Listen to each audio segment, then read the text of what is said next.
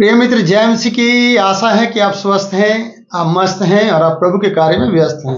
आइए इस वीडियो को अंत तक देखिएगा और हम एसाव के आशीर्वाद को याकूब को लेते हुए देख रहे हैं। और एक बड़ा रिस्क है जब कोई आपसे इश्क कर रहा हो या आप किसी से इश्क कर रहे हैं तो एक बड़ा रिस्क लेना पड़ता है। जैसा कि याकूब की माता रिबिका ने इसहाक के साथ एक बड़ा रिस्क लिया है आशीर्वाद याकूब को मिलने के लिए। और ऐसा इसहाक इंतजार कर रहा है उस अहेर के मांस का भोजन करने के लिए, अपनी रुचि के अनुसार जो उसका ज्येष्ठ पुत्र या एसाव बनाकर लाने वाला है। और ये चर्चा और ये बात रिबिका ने सुनी है और ये सारी बात में वो याकूब के साथ खड़ी हो गई है, जबकि उसके पिता ने याकूब को कोई भी बात कहने के लिए मरने से पहले बात नहीं की है और सब एसाव के लिए वो ऐसा करना चाहता है। तो हम यहाँ पर 18 पद को फिर से देखते हैं। वहाँ ये लिखा है, तब वह अपने पिता के पास गया क्योंकि उसकी माता ने श्राप अपने ऊपर लेने की बात की, भोजन बनाकर देने की बात की। उसने भोजन बनाया, रोटियां बनाई और याकूब को उसने दे दी। और 18वें पद में जब वो लेकर चला गया पिता के पास और उसने कहा, हे पिता, उसने कहा, क्या बात है तू, हे मेरे पुत्र तू कौन है? जब उसने सुना और उसने कहा, हे मेरे पुत्र तू कौन है, क्योंकि उसे धुंधला दिखाई देता था, मैंने पिछली वीडियो में बताया है। तो आगे लिखा है,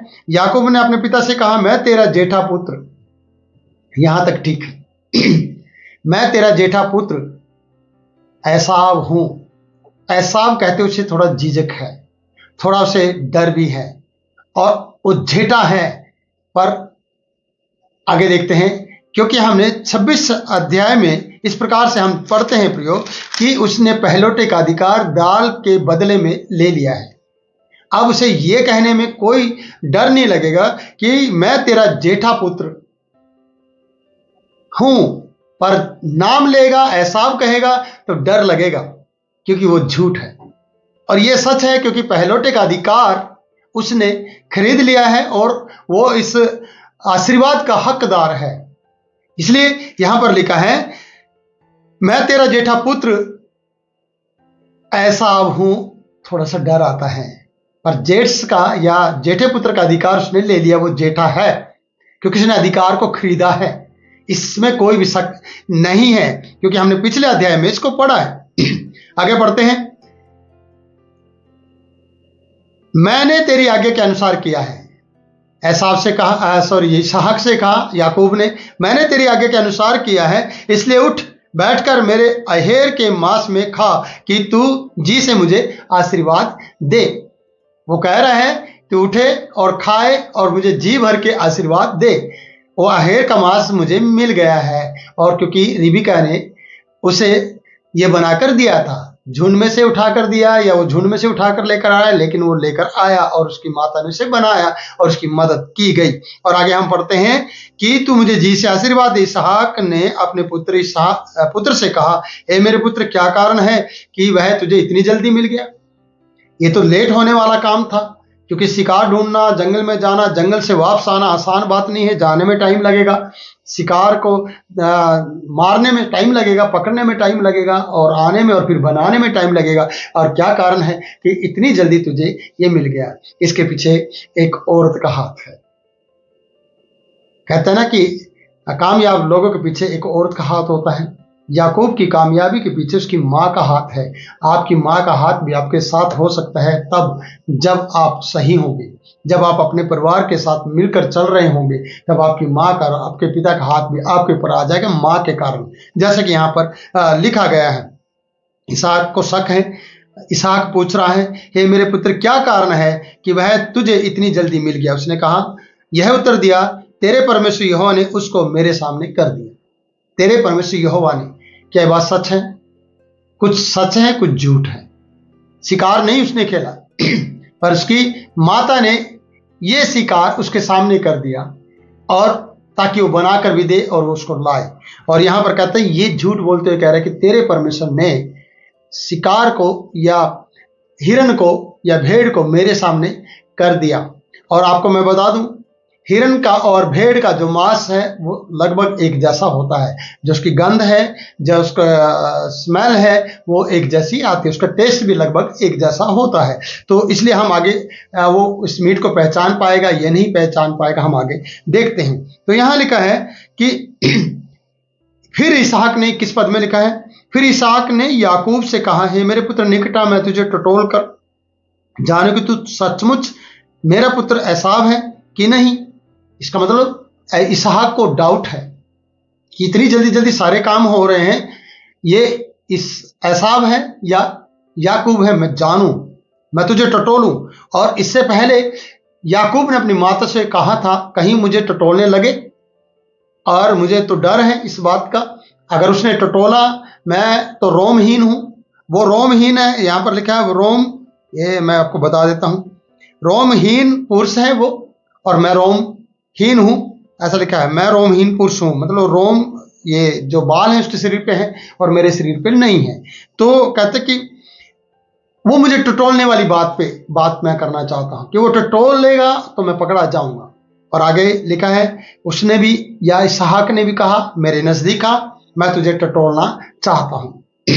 और लिखा है उस वक्त क्या हुआ होगा जब वो टटोलने के लिए पास बुलाता है। बोल, तो उसने कहा, टटोल कर निकट गया, याकूब अपने पिता इसहाक के निकट गया और उसने टटोल कर कहा, बोल, तो याकूब सा है। शक है, यहां पर भी डाउट है, पर हाथ एसाव से जान पड़ते हैं क्योंकि उसके एसाव जैसे हाथ थे, उसमें बाल थे, उसके वो रोम ही नहीं था उस हाथों के मामले में। तो प्रियो, ये कह रहे हैं इसहाक याकूब से।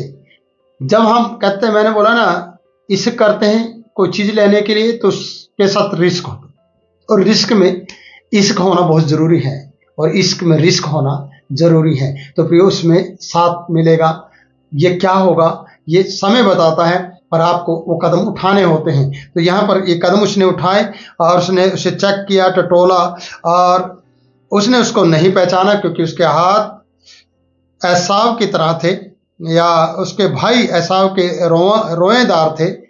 अतः उसने उसको आशीर्वाद दे दिया।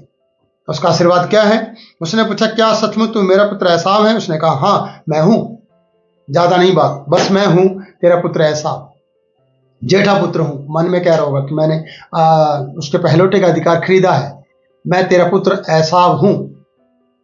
कहता ना, नाम से क्या लेना देना, मेरा काम देखो यारो, काम उसने करके दिखा दिया है, पहले से खरीद लिया है जेठे पुत्र का अधिकार को, इसलिए वो कह रहा है मैं तेरा पुत्र जेठा हूं, एसाव हूं, ऐसे बोल दिया। एसाव झूठा है शब्द बोल रहा है वो। आगे पढ़ते हैं,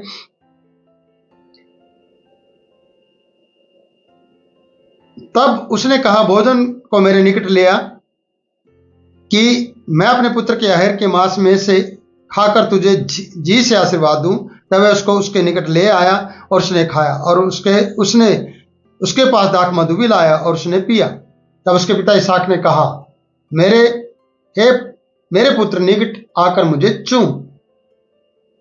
और उसने निकट जाकर उसको चूमा, और उसने उसके वस्त्रों की सुगंध पाकर उसको वह आशीर्वाद दिया। सुगंध पाकर, मैंने कहा वस्त्र की सुगंध, जब उसके गले में एक भेड़ की खाल लिपटी हुई है तो प्रियो ताजी, तो उसमें स्मेल कैसी आएगी, ये गंध कैसे आएगी, आप जानते हैं। कपड़े एसाव के हैं इसलिए गंध एसाव की है, और मिक्स है उस भेड़ की, जो भेड़ की बकरियों की खाल है। तो प्रियो, उसने गंध को पाया और एसाव की गंध लगी, और आशीर्वाद एसाव के नाम पर याकूब ले रहा है और भोजन बनाकर दे रहा है, और वो खा रहा है और उसे आशीर्वाद मिल रहे हैं। कहीं न कहीं याकूब की जिंदगी में इस तरीके का धोखाधड़ी बातें देखी गई हैं जो अभी यहाँ पर देखा जा रहा है। पर उस धोखा कराने में या धोखा देने में उसकी माँ उसका साथ दे रही है, और यहाँ पर अगर आप ऐसा करते हैं तो सचमुच में एक बड़ा डर का कारण है। कहीं ये पोल खुली तो प्रियो, आपको ना जाने कितने साल तक उसका सामना करना पड़ेगा, जैसा कि याकूब करने वाला है, और याकूब भागने वाला है, याकूब डरने वाला है।